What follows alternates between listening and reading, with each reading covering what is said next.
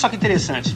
Estava lendo uma reportagem que compara o desempenho de dois veículos, um chamado Copa e outro chamado Duna, e que a velocidade máxima que eles atingem é igual, 50 metros por segundo, ou seja, 180 quilômetros por hora. Nada mal, não é mesmo? Mas aqui na tabela está dizendo que eles têm uma diferença de performance. Partindo do repouso, após 10 segundos, o Copa atinge uma velocidade de 30 metros por segundo, ou seja, 108 quilômetros por hora. E o Duna, uma velocidade de 20 metros por segundo, ou 72 quilômetros por hora. Só com essas informações, vocês saberiam me dizer qual dos dois é o melhor? Ah, parece fácil, não é mesmo? E depois da nossa teleaula de hoje, vai ficar mais fácil ainda. Hoje você vai aprender o que é aceleração, vai ver o que é movimento retilíneo uniformemente variado e vai ficar sabendo, para esse tipo de movimento, qual é a função horária da velocidade e a função horária da posição. Você está interessado como eu? Então aperte os cintos e acelere, porque a nossa teleaula de hoje está começando.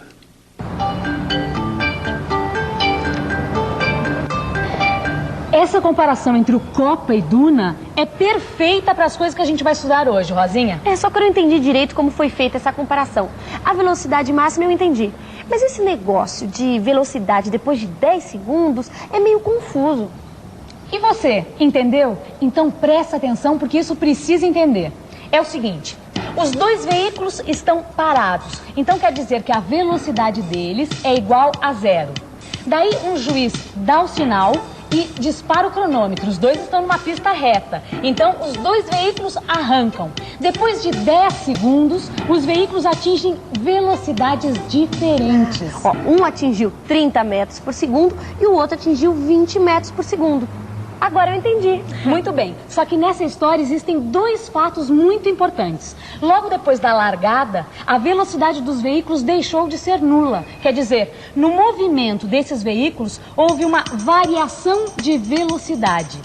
O segundo fato importante é que no mesmo intervalo de tempo, 10 segundos, os dois veículos atingiram velocidades diferentes.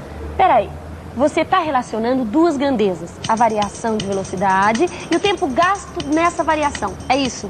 Exatamente. A velocidade do Copa variou de 0 a 30 metros por segundo. E a velocidade do Duna variou de 0 a 20 metros por segundo. Isso nos mesmos 10 segundos. Tudo bem, a velocidade de cada veículo aos 10 segundos a gente sabe. Mas o que acontece com a velocidade a cada instante? Boa pergunta, Rosinha. O que acontece com a velocidade dos veículos a cada instante? Vamos pensar um pouco? Vamos pensar um pouco. Deixa eu ver.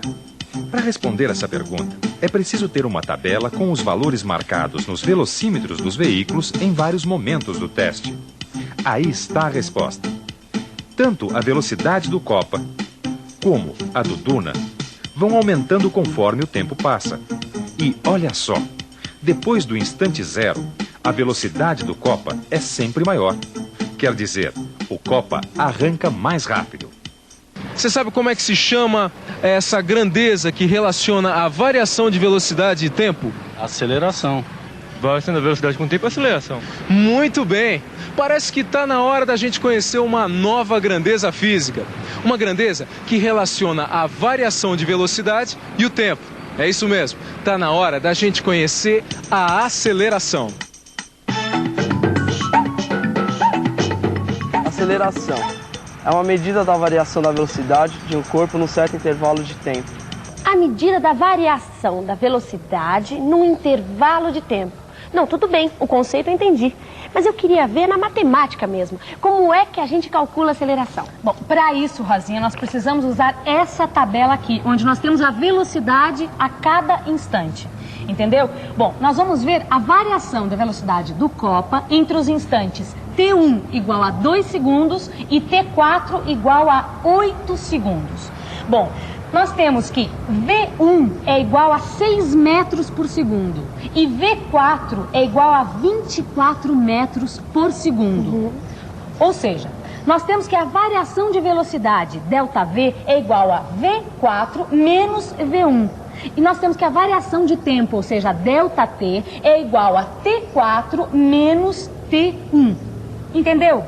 Agora, para calcular a aceleração, basta a gente dividir a variação da velocidade pelo intervalo de tempo que é necessário para que essa variação ocorra.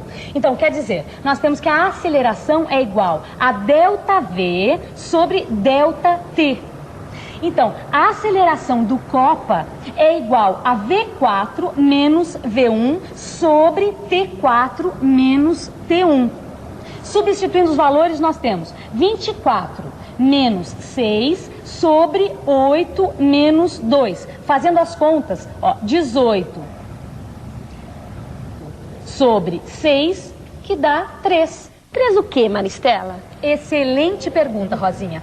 Está na hora da gente falar sobre a unidade de aceleração. Bom, a grandeza física aceleração vem da combinação de duas outras grandezas, velocidade e tempo. Da mesma forma, a sua unidade vai ser uma combinação das unidades dessas duas grandezas. Metro por segundo dividido por segundo. Usando a matemática fica metro por segundo vezes segundo, ou metro por segundo ao quadrado, que costuma ser representado assim. Quer dizer então que a aceleração do Copa é 3 metros por segundo ao quadrado? Perfeito. A unidade de aceleração é sempre uma unidade de comprimento sobre uma unidade de tempo ao quadrado. Isso é fácil de entender. No caso do Copa, por exemplo, aceleração igual a 3 metros por segundo ao quadrado. Isso quer dizer que a cada segundo a sua velocidade aumenta em 3 metros por segundo. Já que a velocidade inicial é igual a 0, então depois de 1 segundo a velocidade é 3 metros por segundo. Depois de 2 segundos, 6. E depois 9, 12 e assim por diante. Mas espera aí, não tem nenhum momento que a variação de velocidade é diferente, não? Nesse caso que a gente está vendo agora, não. Quaisquer que sejam os instantes para o cálculo da aceleração, o valor encontrado vai ser sempre o mesmo. Isso porque, nesse movimento que a gente está estudando agora, a aceleração é constante. A aceleração constante. Confere. Usando aquela tabela de velocidades e tempos, eu fiz o cálculo de aceleração para 4 intervalos de tempo diferentes, tanto para o Copa como para o Duna. E é verdade, a aceleração não varia. Os dados registrados nessa tabela podem ser representados através de um gráfico velocidade por tempo. É só ir marcando os valores de V para cada instante e depois unir os pontos do mesmo veículo com uma reta. Veja. A reta verde representa o movimento do Copa. É a reta azul, o movimento do Duna. Repare que a reta verde é mais inclinada, e não é à toa. Pode notar. Num gráfico de velocidade em função do tempo, quanto maior for a aceleração, mais inclinada é a reta que representa o movimento. E mais, também é possível descobrir a aceleração pelo gráfico. É só escolher 2 instantes e fazer a divisão ΔV por ΔT. Fácil, fácil. Imagine então a seguinte situação, tudo acontecendo ao mesmo tempo. O sinal fica verde, eu disparo esse cronômetro aqui e um carro dispara na mesma aceleração do Duna, ou seja, 2 metros por segundo ao quadrado. Admitindo-se que a aceleração vai se manter constante, será que dá para a gente calcular qual vai ser a velocidade desse carro daqui a uns 15 segundos, por exemplo?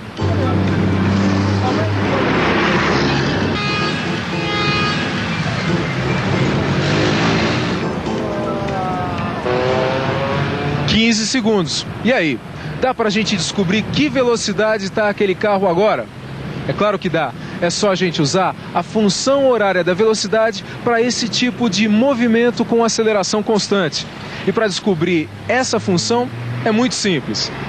É só a gente lembrar que a aceleração é igual a ΔV sobre ΔT, isto é, V menos V0 sobre T menos T0. Considerando por conveniência T0 igual a 0, fica V menos V0 sobre T. Multiplicando V menos V0 é igual a A vezes T. Passando o V0 para o outro lado com o sinal trocado, a gente chega à função horária da velocidade. V é igual a V0 mais A vezes T, onde V0 é a velocidade inicial, isto é, a velocidade na hora em que o cronômetro é disparado. E A é a aceleração, que nesse tipo de movimento é uma constante. E agora a gente já pode responder aquela pergunta: qual é a velocidade daquele carro depois de 15 segundos? como o carro estava parado em que o cronômetro foi disparado, então V0 é igual a 0. A aceleração A é igual a do Duna, 2 metros por segundo ao quadrado. E o T é igual a 15, que é o instante em que a gente quer saber a velocidade. Agora, é só substituir os valores da função horária da velocidade. Fica assim, V é igual a 0 mais 2 vezes 15, que dá 30. Ou seja, depois de 15 segundos, aquele carro vai estar a uma velocidade de 30 metros por segundo. Essa velocidade está muito alta. Vamos dar uma parada e entender isso direitinho.